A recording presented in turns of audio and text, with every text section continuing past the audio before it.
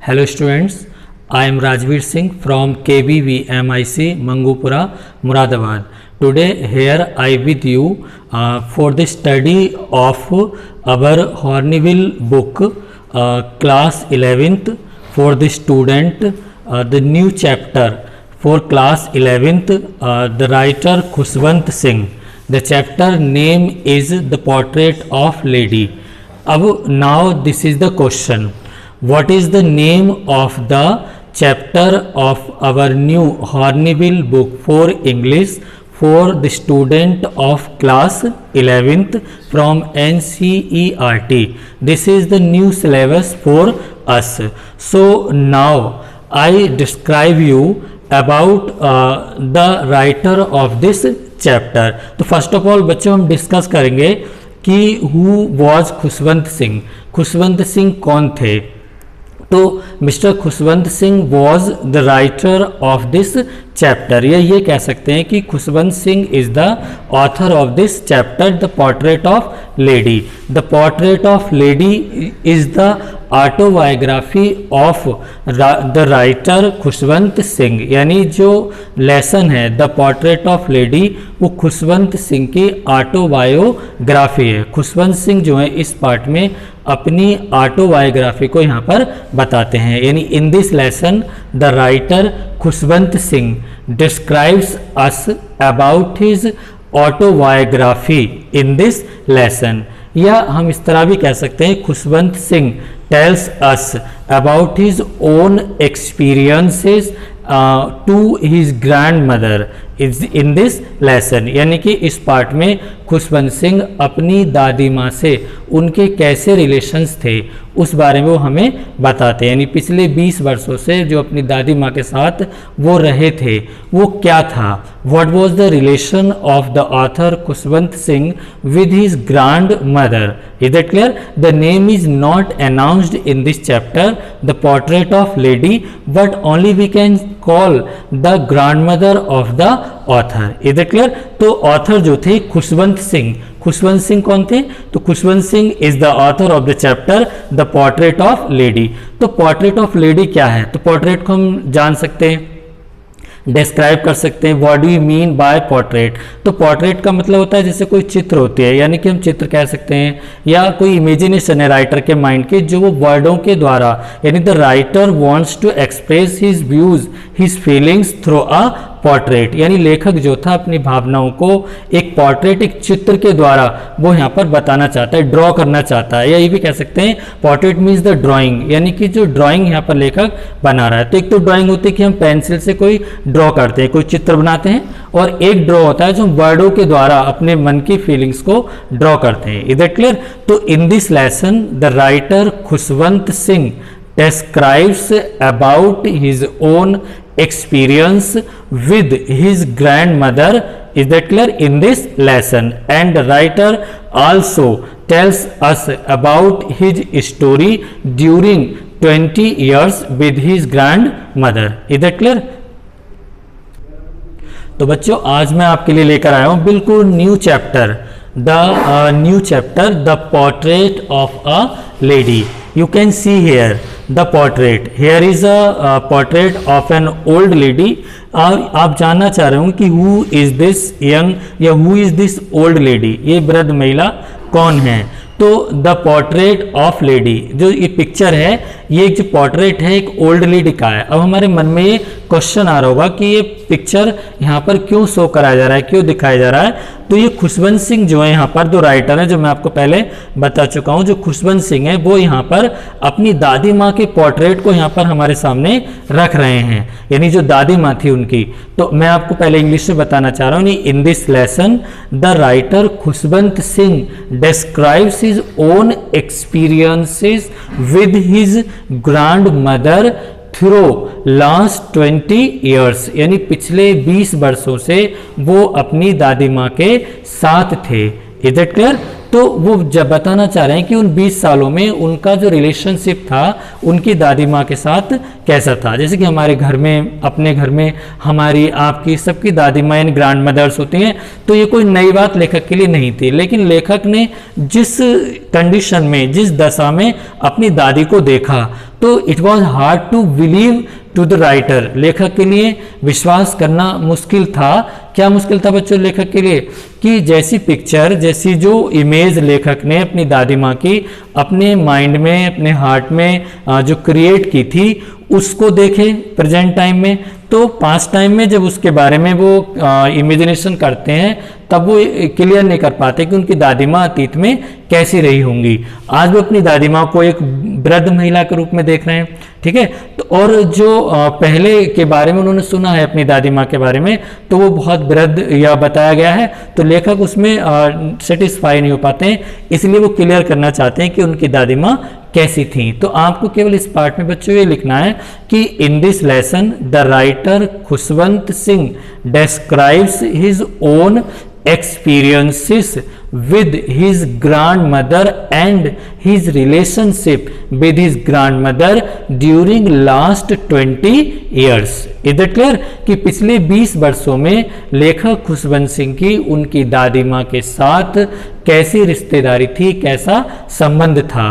तो उनकी जो ग्रैंडमदर थी, आप देख रहे हैं, तो यानी the grandmother of the writer was an old lady, was an extremely old lady about 100 years, यानी कि लगभग 100 वर्षों से भी ऊपर उनकी दादी माँ की एज हो चुकी थी।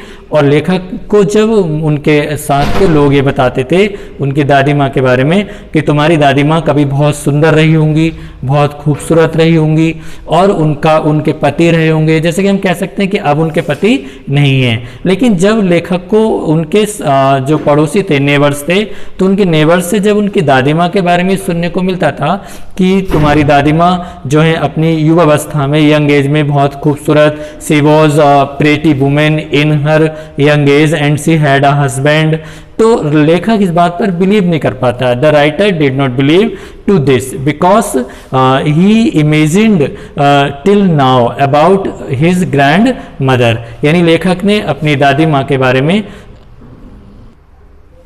तो बच्चों अब हम आगे की ओर बढ़ते हैं। अभी मैंने आपको इसकी समरी बताई थी और अबाउट द ऑथर बताया था। नया चैप्टर है, यही आपके सिलेबस में है। जो पहले मैंने आपको चैप्टर पढ़ाया था माई स्ट्रगल फॉर एन एजुकेशन, उसको आप तैयार नहीं करेंगे। अब जो है NCERT का जो हमारा सिलेबस है वो लगा है, और उस सिलेबस में आज हमारा ये फर्स्ट चैप्टर है, तो इसको आप अपनी कॉपी में भी तैयार करेंगे और इसको लर्न भी करेंगे। क्लियर? तो अब मैं यहाँ पर आपको मैंने ऑटोबायोग्राफी बताई राइटर की, लेसन के बारे में बताया। अब हम इस लेसन को रीड करते हैं, और रीड करने के साथ साथ मैं आपको इसकी समरी बताऊंगा, फिर आपको ये क्लियर हो जाएगा। लेट्स बिगिन यू नो, हमें अब शुरू करना है। The portrait of a lady is part of an autobiography by Khushwant Singh. The portrait of a lady, यानी जो पार्ट का शीर्षक है the portrait of lady is part of an autobiography, एक आत्मकथा का हिस्सा है बाय खुशवंत सिंह के द्वारा। अब आपके मन में क्वेश्चन आ रहा होगा कि हु इज खुशवंत सिंह, ये मैं पहले आपको बता चुका हूं।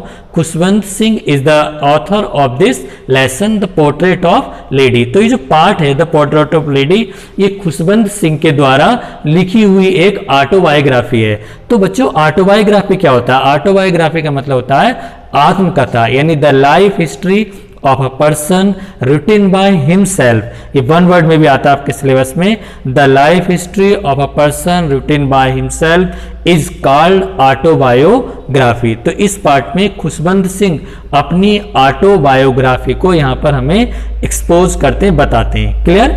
इन दिस स्टोरी, इस कहानी में the author draws a pen portrait of his grandmother. इस कहानी में लेखक ड्रॉज अ पेन पोर्ट्रेट, एक चित्र को प्रदर्शित करता है ऑफ हिज ग्रैंडमदर, अपनी दादी माँ के। मैंने आपको बताया था ना कि इस पार्ट में दादी माँ की कहानी लेखक हमें बता रहा है कि उनकी दादी माँ के साथ उनके रिलेशनशिप क्या थे, what was the relation with the grandmother of the writer. He beautiful unfolds their relationship, वह सुंदर ढंग से, वह सुंदरता पूर्वक या वह बहुत मधुर ढंग से अपने संबंध को बताता है। And how it undergo several changes, और इसमें कैसे अनेक परिवर्तन होते हैं। इन अदर वर्ड्स, दूसरे शब्दों में, the story is a loving tribute, the story is a loving tribute, यानी कि जो कहानी है एक प्यारा सा, एक सुंदर सी, एक अच्छी सी, एक प्यारी सी श्रद्धांजलि है। ट्रिब्यूट का मतलब होता है बच्चों श्रद्धांजलि। श्रद्धांजलि क्या होता है? जो हम किसी को श्रद्धांजलि देते हैं आफ्टर डेथ, अच्छी बातें किसी के लिए हम बोलते हैं, तो यहाँ पर भी ट्रिब्यूट है फ्रॉम अ ग्रैंडसन, एक पोते की तरफ से। ग्रैंडसन का मीन्स क्या होता है? पोता। टू हिज ग्रैंड मदर, उसकी दादी माँ के लिए। अब तो आपके समझ में आ गया होगा कि in other words the story is a loving tribute. दूसरे शब्दों में हम कह सकते हैं कि जो कहानी है एक प्यारा सा श्रद्धांजलि है एक पोते की तरफ से एक दादी माँ के लिए, कि एक पोता अपनी दादी माँ को कैसे ट्रिब्यूट करता है वो इस पार्ट में बताया गया है। तो आप सबकी भी दादी होंगी, आप अपनी दादी को ट्रिब्यूट करें। अब फर्स्ट पैराग्राफ क्या बच्चों? My grand mother like everybody's grand mother was an old women. Writer कहते हैं माई ग्रैंड मदर, मेरी दादी माँ, लाइक एवरीबॉडीज ग्रैंड मदर, प्रत्येक की दादी माँ की तरह थी, कोई अलग नहीं थी। वॉज एन ओल्ड वुमेन, एक वृद्ध महिला थी, यानी कि जो दादी माँ होती है मेरी, आपकी, सबकी, ऐसे राइटर बता रहा है कि उनकी दादी माँ भी वृद्ध थी, दूसरे सभी लोगों की दादी माँ की तरह। She had been old, वह बूढ़ी हो गई थी। And wrinkled for the 20 years, and wrinkled, और उनकी झुर्रियां पड़ गई थी। wrinkle का मतलब होता है फेस पे झुर्रियां पड़ना। मैंने आपको पिक्चर दिखाई थी थोड़ी देर पहले, उस पिक्चर में दादी माँ का मैंने आपको पोर्ट्रेट दिखाया था। उस पोर्ट्रेट में आपने नोटिस किया होगा कि उनकी दादी माँ के चेहरे पर कितनी सारी wrinkle थी। This is the effect of old age, ये वृद्ध अवस्था का एक प्रभाव होता है कि हमारे चेहरे पर झुर्रियां आ जाती हैं। तो wrinkled for the 20 years, 20 वर्षों से, दैट आई हैड नोन हर, मैं उनको जानता था। यानी लेखक कब से मिला अपनी दादी माँ से? 20 वर्ष से। पीपल सेड, लोग कहते थे, that she had once been young, लोग कहते थे कि वह एक बार युवा रही होंगी। एंड प्रीटी, और खूबसूरत रही होंगी, प्रीटी माने सुंदर। And had even had a husband, और उनके एक पति भी रहे होंगे। इसका मतलब क्या है कि उनके एक पति भी थे। तो पति थे, बट अब क्या होनी है? Because now see is widow, अब वह क्या है? एक विधवा है। हस्बैंड है डाइड, उनके पति मर चुके थे। But that was hard to believe, लेकिन मेरे लिए वो विश्वास करना मुश्किल था। यहाँ पर भी इंपॉर्टेंट क्वेश्चन आता है हमारे लिए कि वॉट वाई डिड इट क्या था? Hard to believe to the author, लेखक के लिए विश्वास करना मुश्किल क्यों था? क्योंकि लेखक ने अपनी दादी माँ के बारे में इमेजिन की थी कि she was an old lady with wrinkled face.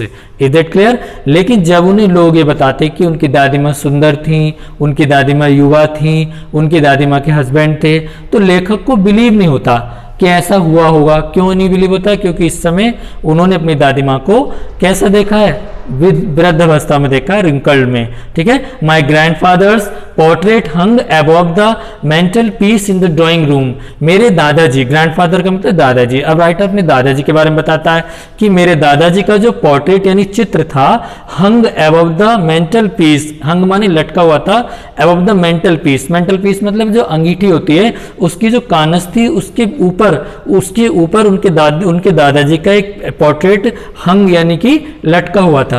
In the drawing room, उनके ड्राइंग रूम में ही बोर अ बिग टर्बन। अब उनके दादाजी का लुक कैसा था? यहाँ पे इंपॉर्टेंट क्वेश्चन आता है कि how was his grandfather looked, कि उनके दादाजी कैसे दिखते थे? तो ही बोर अ बिग टर्बन, वह एक बड़ी सी पगड़ी पहनते थे। टर्बन मतलब होता है पगड़ी, जो सर के ऊपर हम जैसे कैप पहनते तो पहले टर्बन होती थी। एंड लूज फिटिंग क्लॉथ्स, और ढीले ढाले फिटिंग के अपने वस्त्र पहनते थे। हिज लॉन्ग वाइट बियर्ड, उनकी जो लंबी सी सफेद दाढ़ी थी, बियर्ड का मतलब बच्चा होता है दाढ़ी, जिसे हम सेव कहते हैं, उनकी जो लंबी सफेद दाढ़ी थी, covered the best part of his chest, उनके सीने को, चेस्ट मतलब छाती, उनकी जो छाती का सबसे अच्छा भाग था, पार्ट मतलब भाग, उसको वो कवर्ड करती थी। उनकी दाढ़ी इतनी लंबी थी कि वो दाढ़ी यहां तक आती थी। Is it clear? And he looked at least 100 years old, और वह कम से कम 100 वर्ष के दिखाई देते थे। एटलीस्ट का मतलब होता है कम से कम। He did not look the sort of person, sort मतलब एक प्रकार के टाइप ऑफ पर्सन, वह एक प्रकार के व्यक्ति नहीं दिखते थे। Who would have a wife, जिनकी एक पत्नी हो, और चिल्ड्रन या बच्चे हों। ऐसा क्यों कह रहा है लेखक? भाई जब उनके दादाजी 100 ईयर्स के हैं तो उनकी पत्नी भी रही होंगी, उनके बच्चे भी होंगे। लेकिन लेखक ऐसा क्यों कह रहा है? इसलिए कह रहा है लेखक ऐसा कि इस उम्र में ऐसी इमेजिन करना कि 100 वर्ष के आदमी की पत्नी या लड़के या पुत्री रही होंगी, बल्कि वो इमेजिन करता है कि ऐसे में तो 100 ईयर्स ओल्ड आदमी के तो केवल पोती पोते ही रहे होंगे, grand son and grand daughters ही रहे होंगे। तो वो ऐसी इमेजिन करता है कि उनके दादाजी के तो केवल पोती पोते ही होंगे। फिर भी उसे विश्वास नहीं होता। He looked as if he could only have lots and lots of grandchildren. देखो वही लाइन यहाँ पे आगे बच्चों, मैंने अभी जो आपको बताया था, ही लुक्ड एज, वे दिखते थे एज जैसे, if he could only have lots and lots of grand children, जैसे मानो उनके बहुत सारे और बहुत सारे पोती पोते हों। ऐसा उनको लेखक सोचते हैं। Is it clear? कि अब तो उनको देखकर 100 वर्ष की उम्र में ऐसा ही लगता है कि जैसे मानो उनके तो केवल बहुत सारे पोती पोते ही होंगे। As for my grandmother, जैसे कि मेरी दादी माँ, बींग यंग एंड प्रीटी, युवा और सुंदर रही हूँ। The thought was almost revolting, ये विचार हमेशा मुझे परेशान करता रहता था। आई वॉज नॉट सेटिस्फाइड, या कह सकते हैं the writer was not satisfied with this thought. Is it clear? कि his grand mother was young and pretty. She often told us, वह हमें अक्सर बताती थी, ऑफ द गेम्स, उन खेलों के बारे में। सी यूज्ड टू प्ले, जो वो खेला करती थी, एज ए चाइल्ड, एक बच्चे की तरह। यानी लेखक यहाँ बताता है कि उनकी दादी माँ उन गेम्स, उन खेलों के बारे में बताती हैं जब वो अपने युवावस्था, अपने बचपन में खेलती होंगी। तो लेखक को बड़ा हार्ड लगता है बिलीव करना कि ऐसा कैसे हो सकता है कि उस समय कहाँ खेलती होंगी दादी माँ, क्योंकि अब तो वो 100 ईयर्स ओल्ड हैं। दैट सीम्ड क्वाइट एब्सर्ड, जो बिल्कुल अस्पष्ट प्रतीत होता था, एंड अनडिग्निफाइड, और बिना किसी तर्क के, ऑन हर पार्ट, उनकी तरफ से, एंड वी ट्रीटेड इट, और हम इसको ऐसे मानते थे, like the fables of the prophets he used to tell us, यानी उन लोगों की कहानियों की तरह मानते थे जिनके पैगंबरों की कहानी, प्रॉफिट्स मतलब पैगंबर्स की, उनकी कहानियों पे जिन पे विश्वास करना मुश्किल हो। यानी जब लेखक की दादी माँ लेखक को कहानियां बताया करती थी कि हम बचपन में खेलते थे, तो लेखक को ऐसा लगता है कि उनकी दादी माँ उनको ऐसी कहानी बता रही है जो विश्वास करने के लिए मुश्किल थी। तो इसका जो सेंस है वो क्या है, शॉर्टली मैं आपको बता रहा हूँ कि इस पार्ट में लेखक जो हैं खुशवंत सिंह अपनी दादी माँ की पोर्ट्रेट को देखकर इमेजिन करते हैं, कल्पना करते हैं, और उनके पोर्ट्रेट यानी चित्र को देखकर ऐसा आइडिया लगाते हैं कि वो जब कभी युवावस्था में रही होंगी या नहीं रही होंगी, या सुंदर रही होंगी या नहीं रही होंगी, या उनके बच्चे रहे होंगे या नहीं रहे होंगे, या वो खेलती भी होंगी या नहीं खेलती होंगी, ऐसे उनके दादाजी भी कभी बच्चे रखते होंगे या उनकी पत्नी होंगी।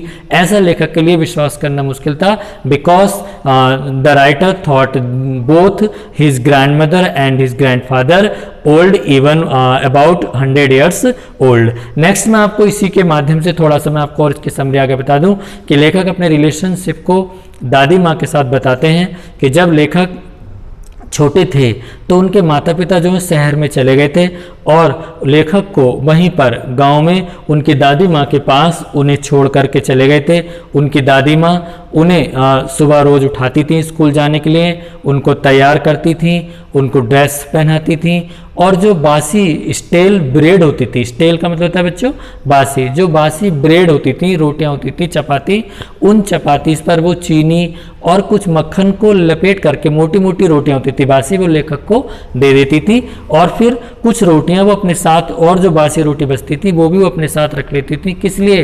ताकि वो रास्ते में जब लेखक के साथ जाती थी स्कूल तक छोड़ने के लिए, तो जो गली में कुत्ते मिलते थे उन कुत्तों को वो रोटियां खिला देती थी। तो यहाँ पर हम देख सकते हैं कि लेखक की जो दादी माँ थी उनके साथ एक फ्रेंड्स की तरह थी, और कितनी काइंड हार्टेड थी। काइंड हार्टेड का मतलब यानी वो जो है उसको दयालु हृदय थी। कैसे दयालु हृदय थी? वो कुत्तों को भी वही रोटियां खिलाती थी जो अपने पोते के लिए, लेखक के लिए तैयार करके देती थी। अब लेखक की जो लाइफ थी बिल्कुल चेंज हो गई। अब यहाँ पर क्वेश्चन आता है कि लेखक की दादी माँ क्या करती थी, उनका डेली रूटीन क्या था? What was the daily routine of the grandmother of the writer? तो जो लेखक हैं वो बता रहे हैं कि जैसे उन लेखक जब स्कूल जाते थे तो उनकी जो दादी माँ हैं उनको कैसे ब्रेड देती थी, बासी रोटी देती थी, और कैसे वो कुत्तों के लिए भी रोटी ले आती थी।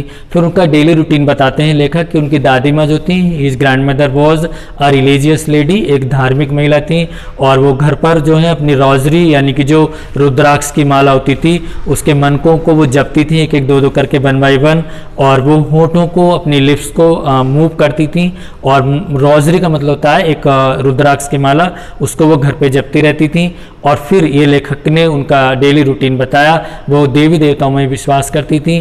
फिर there was a turning point in the life of the writer, लेखक के जीवन में एक टर्निंग पॉइंट आया, एक मोड़ आया।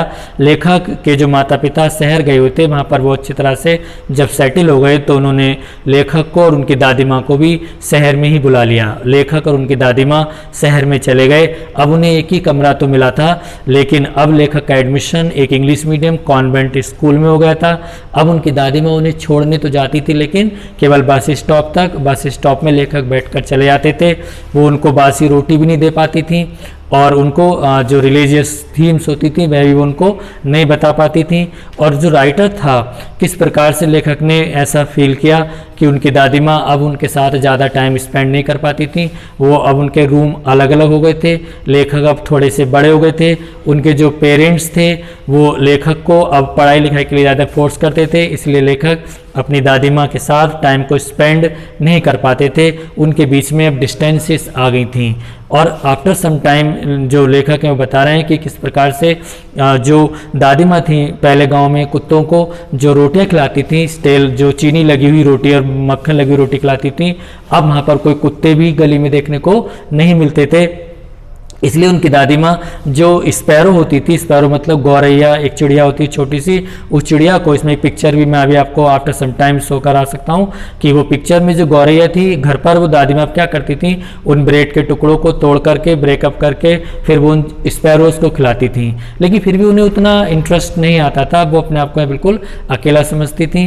लेखक जब स्कूल से आते थे तो उनकी दादी माँ उनसे पूछती थी कि आज तुमने स्कूल में क्या क्या पढ़ा, तो लेखक उन्हें बताते थे कि उन्होंने आर्कमिस्ट के सिद्धांत के बारे में पढ़ा, म्यूजिक के बारे में पढ़ा, साइंस के बारे में पढ़ा, ज्योग्राफी के बारे में पढ़ा। तो दादी माँ बड़ी डिस्प्रेस्ड हो जाती थी।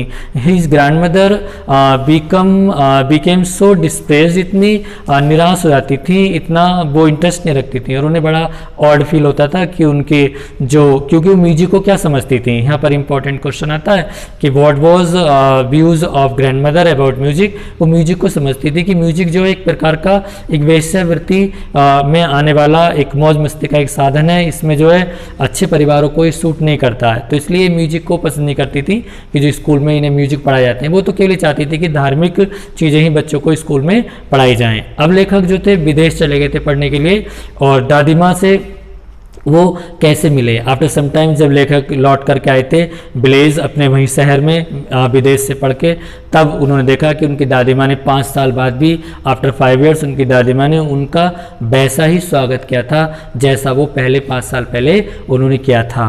लेकिन वो मन से खुश नहीं थी। She was sad by heart, वो अपने हृदय से दुखी थी, because she was thinking about her relationship with the author during 20 years, यानी 20 वर्षों के दौरान जो लेखक के साथ या लेखक की जो उनकी दादी माँ के साथ जो उनके संबंध थे उनके बारे में वो सोच करके दुखी होती हैं। अब आफ्टर सम टाइम लेखक ने एक दिन नोटिस किया, जब वो उनके रूम में गया तो वहाँ पर जाकर देखा कि उनकी दादी माँ जो थी, जैसा कि मैंने आपको बताया कि वो अक्सर रोजरी को जो माला थी उनकी रुद्राक्ष था उसका जाप करती थी। आज जब लेखक सुबह उनके रूम में गए तो उन्होंने देखा कि उनकी दादी माँ जो थी वो जाप नहीं कर रही थी, उसका मंत्रों को जो मन के थे, उनकी जो रोजरी थी उसको जाप नहीं कर रही थी, उनके होंठ एक जगह रुक गए थे, बंद हो गए थे। तो this is the sad point. यहाँ पर बड़े दुख की बात है, मुझे भी बड़ा अजीब सा लग रहा है बताते हुए। तो अगर हम इमेजिन करें अपनी दादी माँ की कि दादी माँ जैसे हमारे साथ रही हो, 20 साल मैंने उनके साथ समय बिताया हो, तो लेखक ने जब जाकर देखा तो उनकी दादी माँ का जो लिप्स थे वो बिल्कुल क्वाइट हो गए थे, शांत हो गए थे।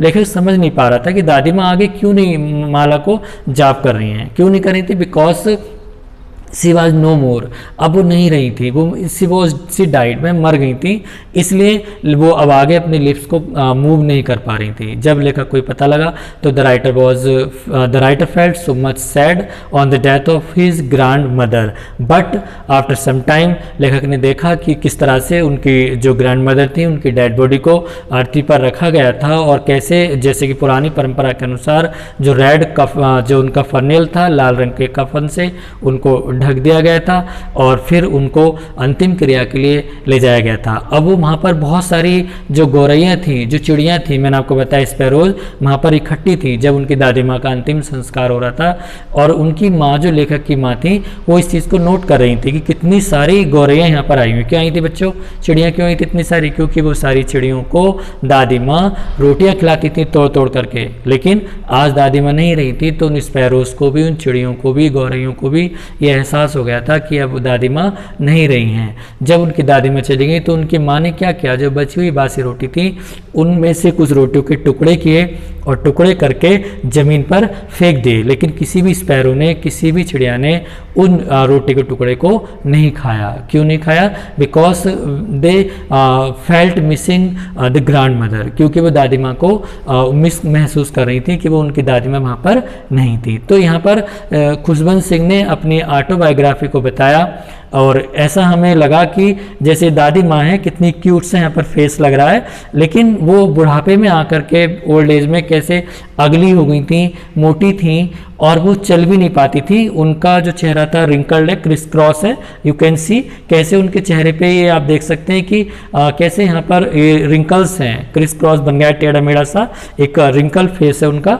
और वो कैसे एक मोटी सी हो गई थी, और वो जब चलती थी तो अपने हाथ को अपनी कमर पे इस तरह रख लेती थी ताकि उनको रेस्ट फील हो, और वो इस तरह के सीधी नहीं चल पाती थी, बैडिंग चलती थी, और चलते हुए वो जैसे वृद्ध अवस्था में लोग चलते हैं ऐसे उनकी दादी माँ भी चलती थी। विडो थी वो, इसलिए वाइट साड़ी हमेशा वो पहनती थी, जैसा कि हमारे ये ट्रेडिशन भी है कि विधवा जो स्त्री होती है वो सफ़ेद साड़ी पहनती हैं। तो ये मैंने उनकी कुछ लाइफ की पहली बातें बताई, और अब जबकि मैं आपको बता चुका हूँ कि उनकी डेथ हो गई थी, लेकिन फिर भी मैंने उनकी कुछ पास्ट की बातें आपको बताई। तो आपको केवल बच्चों इतना करना है, पोर्ट्रेट ऑफ लेडी, यानी कि जो the portrait of a lady क्या है, एक स्त्री का चित्र। तो वो स्त्री कौन है बच्चों, ड्राइंग किसकी है, किसका पोर्ट्रेट है ये जो पोर्ट्रेट है किसका बच्चों, उनकी ग्रैंड मदर का, जो उनकी दादी माँ थी, राइटर खुशवंत सिंह की दादी माँ, उनका ये पोर्ट्रेट यहाँ पर बना हुआ। और इस पार्ट में लेखक खुशवंत सिंह ने अपनी दादी माँ के साथ अपने रिश्ते को बताया है, जो पिछले 20 वर्षों से वो अपनी दादी माँ के साथ अपने रिश्ते को निभा रहे थे। कैसे वो उन्हें स्कूल छोड़ने जाती थी, कैसे वो रोजरी की माला को जपती थी, कैसे वो कुत्तों को मीठी रोटियों के टुकड़े खिलाती थी, कैसे वो लेखक को बासी रोटी बांध कर देती थी, कैसे वो लेखक को तैयार करती थी, और कैसे लेखक से उसके पाठ के बारे में पूछती थी। किस प्रकार से लेखक ने बताया कि वो कैसे शहर में चला गया, टर्निंग पॉइंट आया, और लेखक के बीच में और दादी माँ के बीच में ब्रेकअप हुआ, दोनों अलग अलग हो गए, अब दोनों ज़्यादा नहीं मिल पाते थे। और लेखक फिर कैसे लेखक ने बताया कि वो फॉरेन कंट्रीज़ में फर्दर स्टडीज़ के लिए चले गए, फिर भी दादी माँ ने ऐसा महसूस नहीं किया, ऐसा नहीं सो कराया कि वो दुखी थी, लेकिन अंदर से वो अपने पोते के लिए दुखी थी। Is that clear? तो ऐसा यहाँ पर उनकी डेथ भी हुई, और उनकी डेथ को भी लेखक ने बताया कि एक सुबह को लेखक ने नोटिस किया कि उनकी दादी माँ के होंठ हिल नहीं रहे थे, वो माला जप नहीं रही थी, उनकी माला हाथ में रुकी हुई थी, बिकॉज सी डाइड, क्योंकि वो मर गई थी। तो अब स्पैरो पक्षी भी वहाँ नहीं आते थे। तो यहाँ पर आपको भी इस लेसन से मैंने जोड़ा है, तो आप अपनी दादी माँ को रिस्पेक्ट करें, respect your grand mother and grand fathers in your life, और because they are the part of our life. इस पार्ट का यानी द लेसन ऑफ दिस जो चैप्टर है, the lesson of this chapter is this, that we should respect our grand fathers and grand mother because they are the backbone of our life. इधर clear? इसके जो notes हैं, explanation बच्चों नए होंगे, explanation जैसे मैंने आपको माई स्ट्रगल फॉर एजुकेशन में ओल्ड सिलेबस में लिखना बताया था कि पहले रेफरेंस, कॉन्टेक्स्ट, एक्सप्लेनेशन और short answer type question, fill in the blanks based on vocabulary, वो मैं आपको पीडीएफ के माध्यम से सेंड कर दूंगा। इस पार्ट को आप पढ़ेंगे, फिर भी कुछ समझ में ना आए तो आप मुझसे इसके बारे में अगेन क्वेश्चन कर सकते हैं, ठीक है। और इस चैनल को आप सब्सक्राइब करें, हमारे चैनल जो यूट्यूब चैनल है KVVMIC मंगूपुरा का। Thank you.